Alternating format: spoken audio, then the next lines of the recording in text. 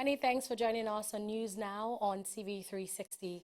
I am Annetta Philip. Nigeria is battling its worst ever Lassa fever outbreak in history. The death toll has now risen to 101. The new figure released by the Nigeria Center for Disease Control is from 408 cases confirmed since January 2018. While this represents a fatality ratio of 24.8%. 20 states have recorded at least one confirmed case across 57 local government areas, while 27 healthcare workers have been affected since the onset of the outbreak in 7 states, with 6 deaths in Ebonyi, Kogi, and Abia. So the issue of vaccination is out of it. But we must regard every fever with high level of suspicion, especially in an area where Lassa fever is quite endemic. So how can Lassa fever be prevented? Now, the first key, the first response to Lassa fever is surveillance. What surveillance does is to pick the virus and stop it from spreading, even in the animal, not just in human and in the animal. That's the first thing. Okay? Now, you know that surveillance requires epidemiologists. It requires quite a large number of people. But for us, epidemiologists are not cheap. How many do you really have? So what we need to do is to be able to move our intervention to the local level. How much of the campaign are we taking to the local level? It's wonderful that we're talking about it on television. Where is even the light to watch television? So, you know, we need to be able to, our people must understand us. It's not just about health worker alone.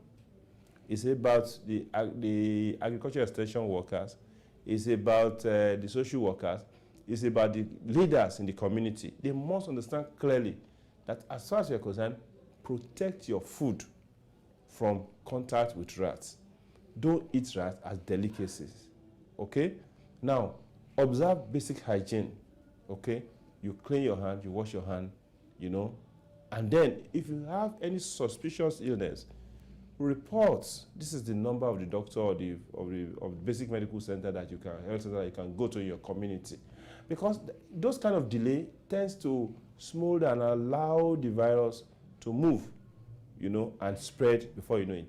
In recent time, what we've been seeing is that Lassa fever epidemic announces itself in an hospital environment when 1 or 2 health workers are affected. But that means we must be able to raise the standard, you know, of preventive care at the level of hospital. At least 14 people have sustained burns in a fresh outbreak of fires at an internally displaced persons camp in Ran, Borno State. Kaka Ari, a civilian militia member, said that fires had broken out in different parts of the camp and ruined hundreds of tents in the past 3 days. He explains the cause of the fire as flying embers from open cooking. Last month, 5 people were killed and several others injured when a fire broke out in the camp while residents were making breakfast. Ran, where nearly 80,000 people are living and supported with humanitarian assistance from international aid agencies, has been vulnerable to attacks from Boko Haram. The Nigerian Air Force says it has destroyed some Boko Haram terrorist camps at Arege and Tumbumrago in Borno State. A statement signed by the Air Force spokesman, Air Vice Marshal Olatokunbo Adesoya, says that the Air Force worked in a combined operation with the Nigerian Air Force on April 8, 2018. He said the attacks were carried out after surveillance intelligence reports showed survivors of a previous attack converging at the new locations. A battle damage assessment of the strike shows that fleeing Boko Haram terrorists and several vehicles belonging to them were totally destroyed. The combined operations by the Air Forces of Nigeria and Niger is part of a renewed effort at clearing terrorist elements from northeast Nigeria. The Inspector General of Police, Ibrahim Idris, has deployed special teams to Offa, in Kwara State and 2 local governments in Taraba State in the wake of armed robbery attacks and killings in the 2 states. Force spokesman Jimo Mashood, while briefing journalists at the force headquarters in Abuja, said the deployment became necessary following heavy casualties recorded and the need to bring the perpetrators to justice. He also revealed that 8 suspects have been arrested in connection to the robbery. The Inspector General of Police has also ordered 24-hour surveillance by all commands in the country to ensure quick apprehension of any of the Offa robbery gang that may be fleeing across states. Ibrahim Putu Idris, MP and MNI, has ordered the deployment of 3 police mobile units and high-power investigation team, including armored personnel carrier with 10 crew members to Kwara State, 3 additional police mobile 4 units to Taraba State to beef up security in the 2 states, prevent further attacks, arrest perpetrators, and carry out discreet investigation into the Offa bank robbery in Kwara State and the recent killings in the 2 local governments of Taraba State. The investigation team, moving into action promptly, have arrested 8 principal suspects in connection with the Offa bank robberies. 12 suspects directly responsible for the recent killing in Donga and Bali local government area of Taraba State. The team has equally recovered 7 AK-47 rifles, 4 locally made revolver pistols, 30 rounds of AK-47 ammunition, and 7 operational vehicles of the armed robbers in the case of a robbery incident, and other exhibits recovered in the 2 incidents. The IGP has equally placed Commissioner of Police and police personnel nationwide on red alert and direct 24 hours intelligence gathering, crime prevention, police visibility patrol of crisis spots, flashpoints, and other crime vulnerable scenes in their commands throughout the country. Lagos State Commissioner of Police, Imohimi Edgal, has asked residents in the state to cooperate with police officials in order to ensure efficient security. Edgal, who was speaking at the Lagos Security Summit on Monday, said that security agencies in the state have drastically reduced the rate of crime in the city. He, however, noted that there is a need for Lagos residents to embrace community policing to further fight crime and create a safer Lagos environment. Have technology. With some of those, I recommend that the mobile panoramic video surveillance system is modern and it's very good because it captures pictorial evidence. We have, of course, the CCTV. I'm recommending also legislation by the states compelling all businesses of a certain standard to have CCTV cameras in all the establishments, while the state will take care of the public spaces. All over the world, the police are achieving, security agencies are achieving because of a huge investment in technology, especially the CCTV. So we mustn't fail to do that. Of course, we must keep intelligence-led policing, keeping community policing, and of course, we must bring back the traditional methods of policing. We must have legislation to place roles on our traditional leaders, religious leaders. They must have roles in ensuring security, peace, law, and order in their various communities. Very important. That was how we were fighting crime in those days. We must not forget it. We must also spend money on training. A man never gives what he does not have.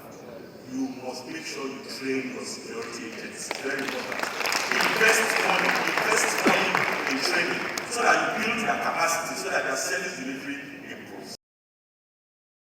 A top aide to Nigeria's President Muhammadu Buhari has warned Nigerians living in London to be careful and show restraint following killings in the city.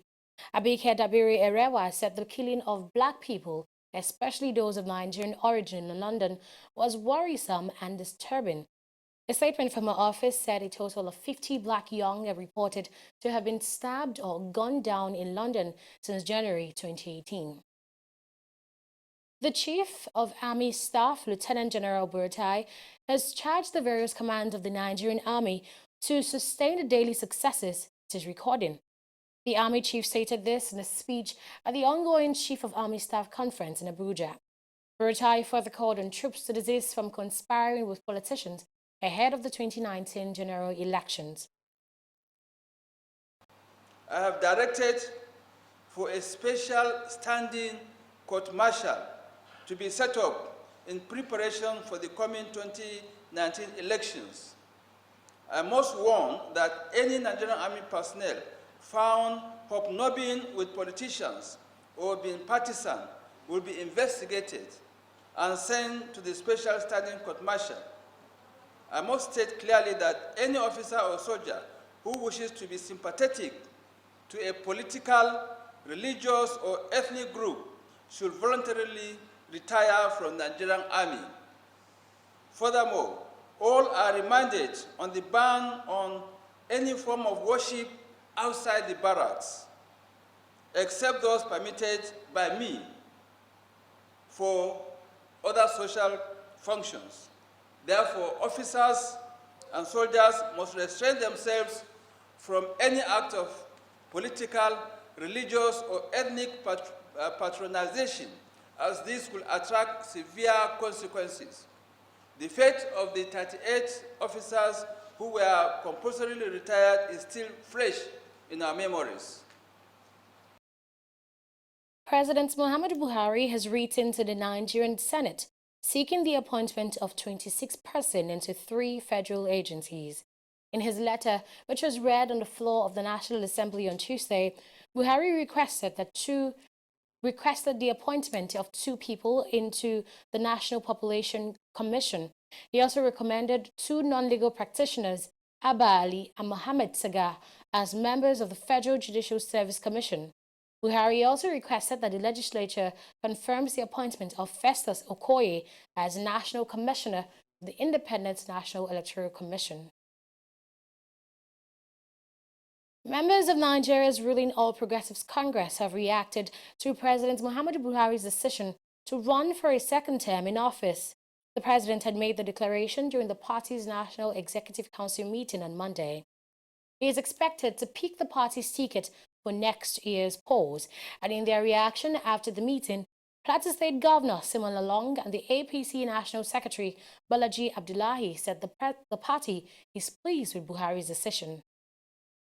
The President felt so happy and excited that because of this reunion and because of this unity in the party, he will now consider and also accept the recommendation or the appeals by several members of the society, the party, and everybody that he contest this election. And she accepted that he's going to contest.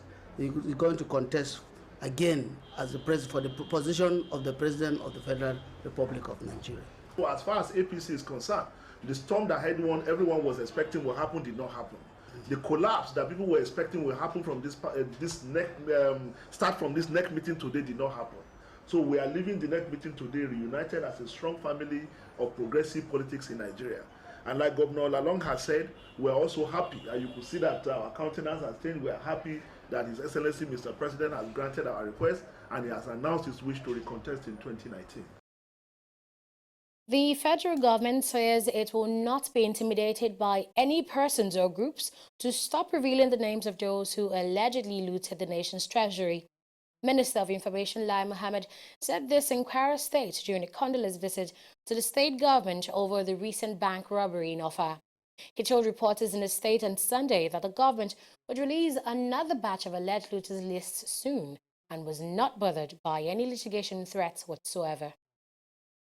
You're now watching News Now on TV360. News and Business is up next.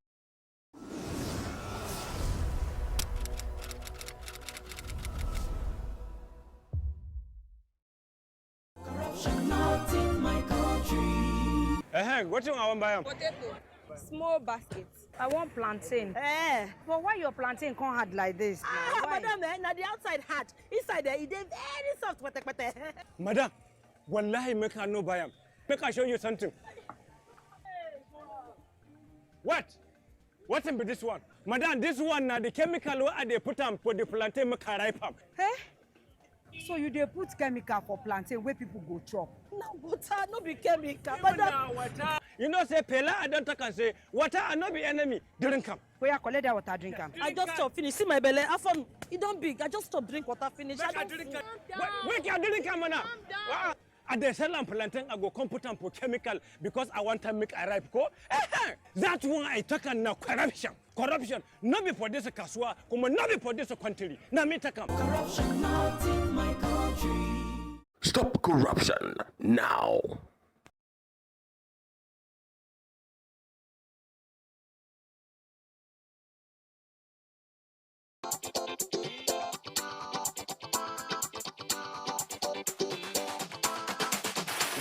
10,000 people to get only 10 people to register to vote, 10 new voters. Each of us standing here today, when you get back home, when you get to your place of work, your school, try and get 10 new people that do not have their PPC to register to vote. We're going to take on our website, onevoice.ng.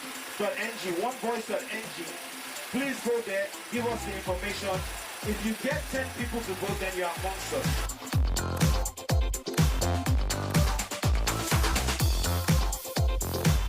So at least start with your voter's card and begin to use that to bargain about the type of person you want to see on February 16, 2019 and March 2nd on the ballot paper. So we want to focus on people who haven't voted before. It's 100,000 people who are looking to pledge that, because that gives us a minimum of 1 million new voters. Instead of to say, oh, my vote no go count now. Try vote first, then you see whether it go count, you know.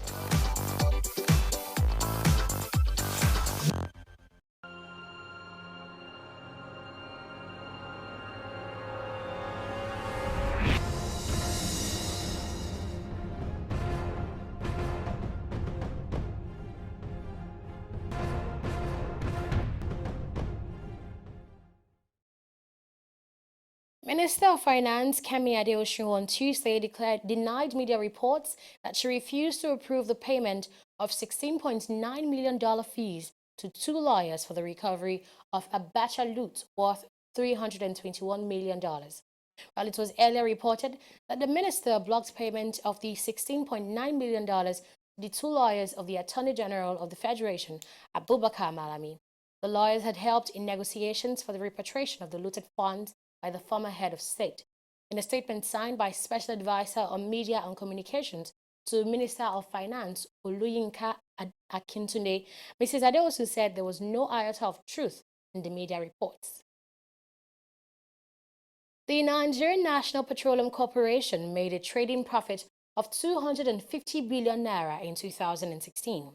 This was disclosed in a quarterly publication by the NNPC by the Group Executive Director, Finance and Accounts, Isiaka Abdul Razak. According to him, a review of the group audited financial statements revealed a positive shift to a trading profit of 250 billion naira from a trading deficit of 123 billion naira in 2015, indicating a 300% improvement in trading performance. He said it was also critical to point out that the 2016 result was a reflection of management's philosophy to enhance profitability by cutting costs and improving revenue generation. Oil hit $70 a barrel on Tuesday as investors grew more confident that a brewing trade dispute between the United States and China may be resolved without causing harm to the global economy. Brent crude futures were up at $1.35 at $70 a barrel, while U.S. crude futures rose by $1.30 to $64.72 a barrel. President Xi Jinping on Tuesday promised to open China's economy further and lower import tariffs, striking a conciliatory tone on the trade tensions between China and the United States. Equities and industrial commodities rose, while perceived safe havens such as gold and U.S. Treasuries came under pressure, reflecting confidence among traders and investors that a trade war is increasingly unlikely. And on the foreign scene, Zimbabwe will invite Western powers to monitor its national elections for the first time in over 15 years, ending a ban imposed by former leader Robert Mugabe. While the vote scheduled for July is seen as a major test for President Emerson Mnangagwa's democratic credentials since he came to power in November after a de facto army coup ousted 94-year-old Mugabe. Zimbabwe will invite the United States, the European Union's Commission and Parliament in Austria and Australia and the Commonwealth among 46 countries and 15 organizations. The White House announced on Tuesday that Donald Trump will not travel to South America this week as planned. Trump had been due to attend the Summit of the Americas in Lima and travel to Bogota, Colombia as well.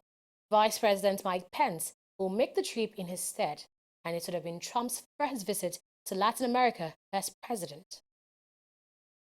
And in sports, it's good news for Nigeria as we continue to prop up the table in the 2018 Commonwealth Games after securing our 4th gold medal. While the country is now 9th on the medal table with 4 gold medals and 4 silver. Nigerians are also the second highest ranking Africans on the charts, just behind South Africa. The 2018 Commonwealth Games will run till Sunday, April 15, 2018. Botswana's Isaac Makwala has won gold in the 400 meters men's race at the Commonwealth Games in Australia's Gold Coast, while his compatriot Baboloki Tebe won silver, with Jamaican's Javon Francis coming through for bronze. Meanwhile, South Africa's Caster Semenya won gold in the women's 1,500 meter race. She set a national record of approximately 4 minutes and 1 second. A FIFA evaluation committee launched a 5-day inspection tour of the United States, Canada, and Mexico on Monday as the bidding battle for the 2026 World Cup enters the home straight. With just over 2 months to go before the vote that will decide the host for the finals in 8 years' time, the FIFA delegation kicked off its North American visit in Mexico City. The delegation will inspect an array of proposed facilities for the 2026 World Cup, including stadiums, training facilities, and potential team-based camps. FIFA officials would visit Atlanta, Toronto, New York, and New Jersey during the trip, which wraps up on Friday. And that has been News Now on TV360. I am Annetta Felix. Bye for now.